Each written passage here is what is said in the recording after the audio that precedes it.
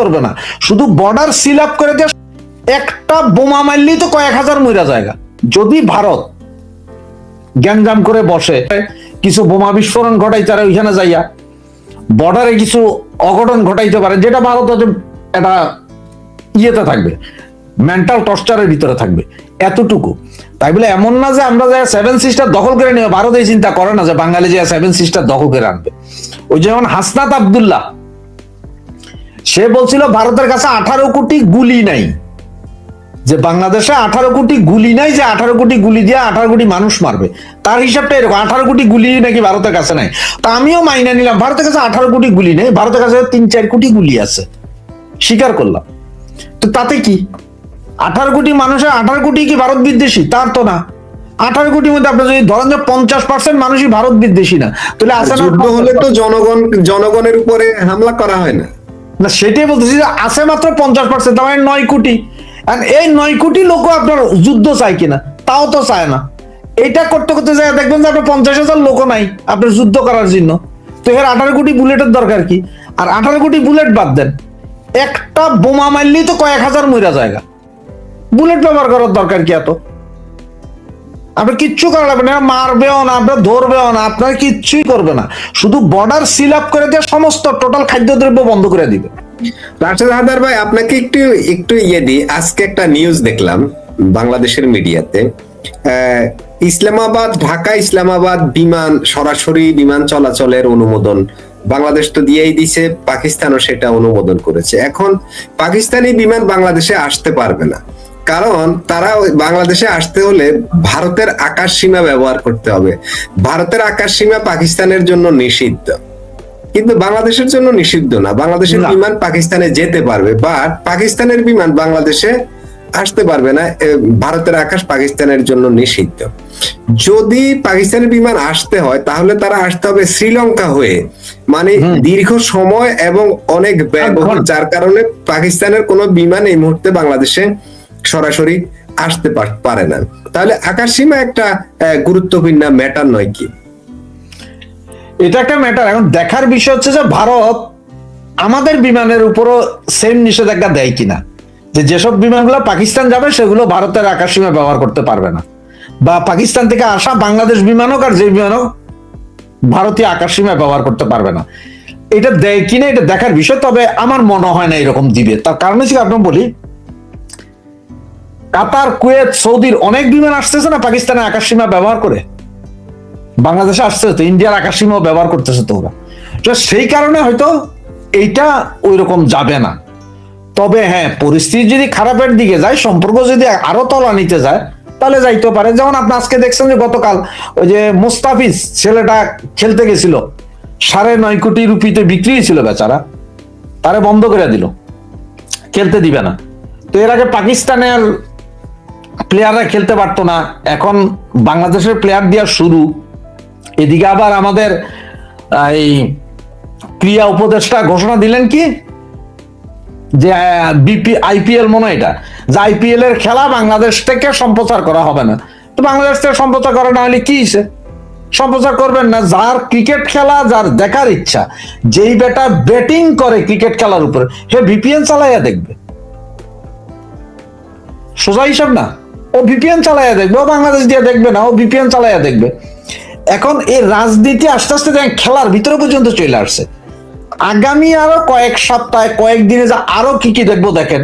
আবার বলতেছে world cup. Rafiq ভাই, খেলা যদি সম্প্রচার না করে তাহলে তো বাংলাদেশি যে চ্যানেলগুলো খেলার সম্প্রচার করে তাদের তো আয় কমে যায়। তাদের আয় কমে যাবে না, তাদের আয়ই বন্ধ। তারা তো ট্রান্সমিশনটা কিনছে না, টাকা অলরেডি দিয়ে দিছে না। এখন তারা যদি কয়ে ভাই আমাদের তো খেলা সম্প্রচার করতে হবে, পয়সা ফেরত দেন, পয়সা তো আর ফেরত হবে না। স্পন্সরশিপের পয়সা তো ফেরত হয় না। আপনি দেখাইতে পারবেন না, সেটা আপনার ব্যাপার, দেখাইেন না। সেটা বাংলাদেশের ক্ষতি আছে না? বাংলাদেশের অনেক কোম্পানি এই খেলার পেছনে আপনার অ্যাড দিছে না, অ্যাড গুলা চলবে না, বা চললো এটা বাংলাদেশে দেখতে পারবে না। তো কিন্তু বাংলাদেশের পোলাপাইন তো দেখবো, ওরা তো ভিপিএন দিয়ে দেখবে নাকি, বা বন্ধরা করবে কিভাবে? আমার মনে হয় যেন আছে না, কি বল আপনার, এটা স্টার্লিং এর যে ইন্টারনেট ব্যবস্থা আছে, ওইখানেও চোরাই লাইন আছে, ওখান দিয়েও দেখতে পারবে বহুভাবে দেখতে পারবে। ওই নিষেধাজ্ঞাটা মানে হচ্ছে যেসব চ্যানেল বাংলাদেশে এটা সম্প্রচার করে, ওই চ্যানেলগুলোকে অলরেডি ওরা চিঠি দিয়ে দিবে যে এটা করা যাবে না হ্যাঁ, বাংলাদেশে। এটা করবে না, কিন্তু অন্য দেশের চ্যানেলে অন্য চ্যানেলগুলো তো যারা ক্রিকেট প্রেমী তারা তো ভিপিএন দিয়ে দেখবে, ওটা কেউ আটকাতে পারবে না। এটা লাভ হবে। লাভটা হইলো কারে, যে আবার বাংলাদেশ বলতেছে এখন বিশ্বকাপেও খেলতে যাবে না T20 ম্যাচে। তা আপনি যদি খেলতে না যান, আপনার সমস্যাটা কার? আপনি কি পাকিস্তানের মতো শক্তিশালী দল, অস্ট্রেলিয়ার মতো শক্তিশালী দল, বা আপনি সাউথ আফ্রিকা, তারপরে আপনি শ্রীলঙ্কার মতো শক্তিশালী দল তো আপনারা না, বাংলাদেশ না। আপনি 10টা খেলার মধ্যে 9.5 খেলায় হারেন, আধা খেলায় জিতেন, তাও ঠাডা পড়া বগমরে ফকিরের কেরামতি হয় এরকম। তো এখন আপনি না না রাশেদ হায়দার ভাই, এইখানে একটা বিষয় আছে। এটা কি অন্যায় নয় যে একটা ছেলে ওখানে খেলবে, তার সাথে কন্টাক্ট হয়ে গেছে, সব ঠিক আছে, সে ওখানে অলরেডি আছে, সবই ঠিক আছে, এখন তাকে নিষিদ্ধ করার জন্য এইভাবে ক্লাবকে চাপ দেওয়া, এটা অন্যায় না? এটা কি ঠিক? ভাইজান, আপনি আমারে সারাদিন ভর গাইল দিবেন, সকালে ঘুম না না, থেকে উঠে এটা তো এটা তো ওর দোষ না, এটা তো ওর এর জন্য তো ও দায়ী না। একটু দাঁড়ান, আপনি সকালে ঘুম থেকে উঠে গালি শুরু করবেন, শোয়ার আগ পর্যন্ত স্বপ্নেও আমারে গাইল দিবেন, ওর দোষ না মানে কি? এখন তো দোষ তো বাংলাদেশের প্রতিটা মানুষের, যেখানে আপনার একটা গভর্নমেন্ট পুরা ফর্ম, এই উপদেষ্টা পরিষদ তারাই ভারত ভাগ করে দিতে চায়, তারাই 7 সিস্টার ভাগ করে দিবে। এখন কেমনে জানেন যে এই মুস্তাফিজ ব্যাডের মধ্যে বোমা নিয়ে যাবে না? সে তো ওই ব্যাডের ভিতরে কাইটা ভিতরে বোমা বসায় সিল আপ করে লইয়া যাইতে পারে, হেঁটে যা ফাটাই দিব স্টেডিয়ামে, 500 লোক মারা যাইব, হইতে পারে না? এখন আপনি তো কইলেন যে ভাই এটা তো ওর দোষ না, ও যে এটা করবে না তার প্রমাণটা কি? মুস্তাফিজ যে বোমা নিয়ে যাবে না, না এইটা হতে পারবে না, কারণ কেন পারবে? ওই খেলাগুলো বা ওরা যেভাবে করে এটা অনেক সুরক্ষিত এবং হাই আমার কথা কেন পারবে না? তবে আপনি না, এটা সম্ভব না, এটা সে একজন খেলোয়াড় এইখানে। না না ভাই, এটা খেলোয়াড় কেন? খেলোয়াড় কেন? এখানে সে একজন খেলোয়াড়, আর ডাক্তার ইউনূস একজন নোবেল লরিয়েট, সে কিভাবে বলে যে ভাইয়া দুমু? সে আবার এই যে গত পরশুদিন মনে হয় বলছে যে অজিত দোভালকে সে দেখে নিবে, অজিত দোভালকে নাকি সে দেখে নিবে। এটা কোন ধরনের কথা? আপনার যেখানে রাষ্ট্রের সর্বময় ক্ষমতার অধিকারী আপনার আরেকটা রাষ্ট্রকে গাইল দিবে, ভাঙিয়ে ফেলার কথা বলবে, সে তার খেলোয়াড়ের বন্ধ করবে না? এই যে আমেরিকার সাথে মাদুরোর কি সমস্যা ছিল? কোনো সমস্যা ছিল? খালি তেল। মাদুরোর তুলে লইয়া গেছে দেশ থেকে, একটা প্রেসিডেন্ট তুলে নিয়ে গেছে। ভারত তো এখনো এরকম করতেছে না যে এত গালা গালি ভাঙে দিবেন, চুরে দিবেন, কর পরও ভারত যা এসে যে আপনাদেরকে বিলের ছায়ের মতো তুলে নিয়ে যাইতেছে না, বা রাস্তায় ফেলায় মাইরে দিতেছে না, এটাই শুকর করে। আপনি একজন খেলোয়াড় হয়েছেন, কি হয়েছে? আপনার খেলোয়াড় কি সন্ত্রাসী না? খেলোয়াড়দের মধ্যে কি জঙ্গি নাই? ওদের মাথায় কি জঙ্গিত্ববাদ নাই?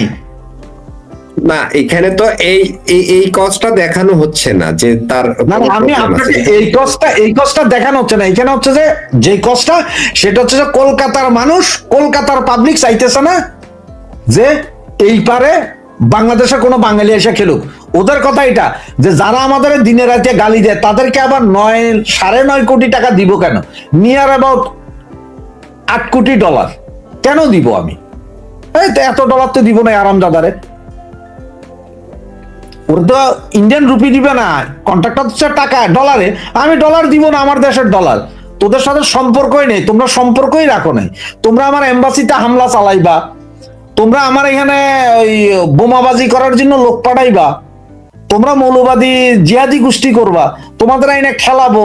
তোমরা এখানে এসে কার লগে কথা কই আবার কোন কোন সিমটম ঘটাও, কোন ব্যাডের ভিতরে করে, কোন জুতার ভিতরে করে বোমা আইনা মাইরা দাও, হোটেল মোটেল উড়াইয়া দাও, রিক্সা সবাই। এগুলো তো কূটনীতিক ভাষা, ভদ্র। আমি হয়তো অভদ্র, এই জন্য আমি কইতেছি কি এইসব সমস্যা। কূটনীতিকরা তো এটা বলবে না, এটা দেশ তো আর এভাবে বলবে না।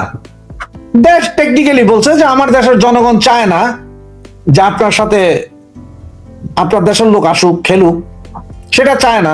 সারা ভারতে আপনি কি দেখছেন? সারা ভারতে এখন যে শিলিগুড়ি মিলিগুড়ি সব জায়গায় পোস্টার লাগাচ্ছে বয়কট বাংলাদেশ। বিভিন্ন ছবি আপনি ফেসবুক ঘাটলে পাবেন, ছবি লাগাচ্ছে বয়কট বাংলাদেশ। তার মানে এখন ওই দেশের নাগরিকরাও চায় না আমাদের সাথে আর কোনো সম্পর্ক।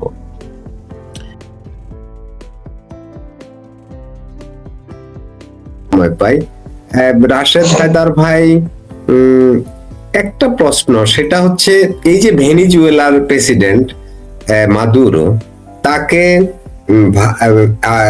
ইউএস এর সেনাবাহিনী তাকে তুলে নিয়ে গেছে তাদের দেশে হামলা করে। ওই দেশে একজন নোবেল শান্তি বিজয়ী আছেন যার নাম হচ্ছে মাসাদো।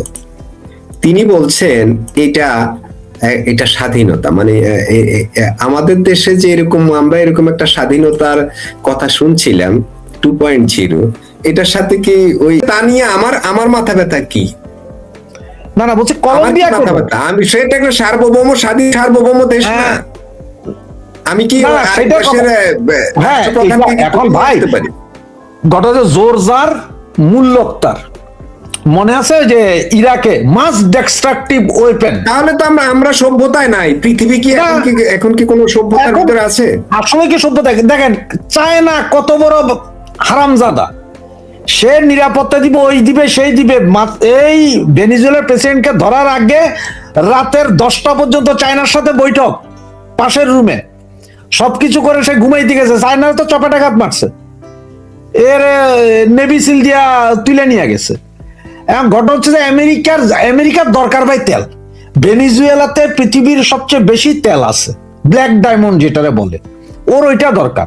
সে কালকে কি বলছো ধরে নেওয়া যাওয়ার পরে যে আমেরিকান কোম্পানিগুলো সব ভেনিজুয়েলাতে কাজ করে, কারণ ভেনিজুয়েলার এই হুগো চাভেজের আগে যে প্রেসিডেন্ট ছিল তিনি সব জাতীয়করণ করে দিয়ে গেছিল, সবটা জাতীয়করণ করছিল, কিন্তু সেটা এখন যে এরা ধরছে। দেখেন ইমার্জেন্সি জারি করার সময় পর্যন্ত পায় নাই।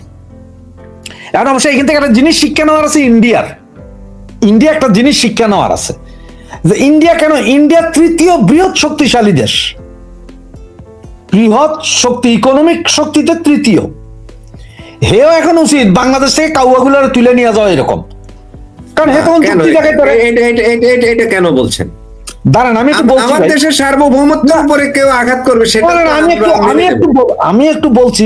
তখন সে দেখাই তারে আমেরিকা কিছু বলতে পারবে না, আমেরিকার তখন বলতে পারবে তুমি তুলে নিয়ে গেছো না ভেনিজুয়েলার ভিতরে, আমিও তুলে নিয়ে গেছি 2 সেক্টরে, এও তো আমার দেশের ক্ষতি করতেছে, ও বেটা মাদক দিতেছে আর বাংলাদেশ তো সন্ত্রাসী পাঠাইতেছে ভারতে।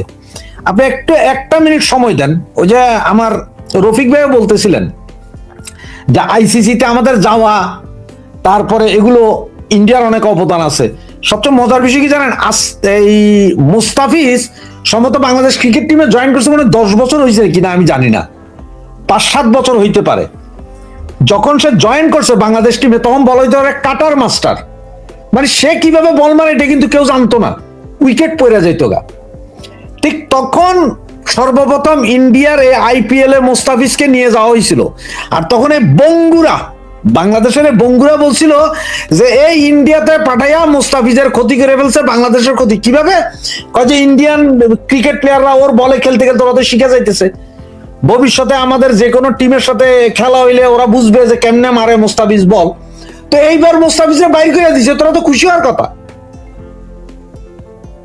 6 বছর আগে যখন মুস্তাফিজের নিয়ে গেছে তখন প্রতিবাদ করছো যে মুস্তাফিজের কাটার মাস্টার, সে কিভাবে বল করে এটা শিখে যাচ্ছে ইন্ডিয়া, তো এবার বাইর করে দিছে, এবার খুশি হচ্ছে না কেন হারামজাদারা। আর আরেকটা কথা বলি, যেমন দেখেন ইন্ডিয়া আপনাদের এমনি মারবে না, এই যে গঙ্গা চুক্তি নাই এই মুহূর্তে, চুক্তি তো হবে সামনে, আসলে কি চুক্তি হবে নাকি চুক্তিটা এবার তিস্তা চুক্তির মতো বাইজা যাবে গা? এতদিন কথা ছিল যে আপনার পানি থাক আর না থাক 35,000 কিউসেক পানি দিবেই বাংলাদেশকে, এবার সেটা যদি 50 কিউসেক হয় তাতেও 35,000 কিউসেক দিব। এবার তো ইন্ডিয়াকে আমি দিব না, আসো হাফ হাফ করবো। ছোট্ট একটা বলি আপনারে, বাস্তব কাহিনী, সেটা হচ্ছে কাজাকিস্তান একটা হ্রদ ছিল, এটা পৃথিবীর 4র্থ বৃহত্তম হ্রদ। 2টা সাগরের পানি আইসা এই হ্রদে যাইতো, এই হ্রদে মাছ হইতো, মিষ্টি পানির মাছ। রাশিয়া করলো কি, দেখলো যে ওই সময়, এটা সেকেন্ড ওয়ার্ল্ড ওয়ারের পর রাশিয়া দেখলো যে ওই অঞ্চল মরুভূমির মতো অঞ্চল, ওখানে তুলা চাষ হবে। তারা করলো কি, এই হ্রদের পানি ওই 2টা নদীর পানিরে খাল কাইটা ঘুরে দিল চতুর্দিকে, ওই অঞ্চলে ব্যাপক তুলার উৎপাদন হইল, কিন্তু 3 বছরের মাথায় হ্রদ শুকাইয়া 20 ভাগের 1 ভাগ চলে আসছে। এখন যখন এইটা আসছে, ওই যে কেমিক্যাল, তারপরে হাঙ্কি ফাঙ্কি সবকিছু মিলে ওইটা হয়ে গেছে আপনার যে অ্যানথ্রাক্স ম্যানথ্রাক্স রোগ যেগুলো আছে, এগুলো সবগুলোর উৎপাদন শুরু হয়ে গেল ওইখানে। ইন্ডাস্ট্রি হয়েছিল ওইখানে, সব বন্ধ হয়ে গেল, পানি। এখন ইন্ডিয়া যদি বিভিন্ন নদী, অভিন্ন নদী যেগুলোর পানি এসে আমাদের দেশে পড়ে, এরা বাধা না দিছে ফারাক্কায়, যেখান থেকে হয় সেখান থেকে পানি যদি খাল কাটটা যদি অন্যদিকে, ইন্ডিয়ারও তো মরু অঞ্চল আছে না বহুত,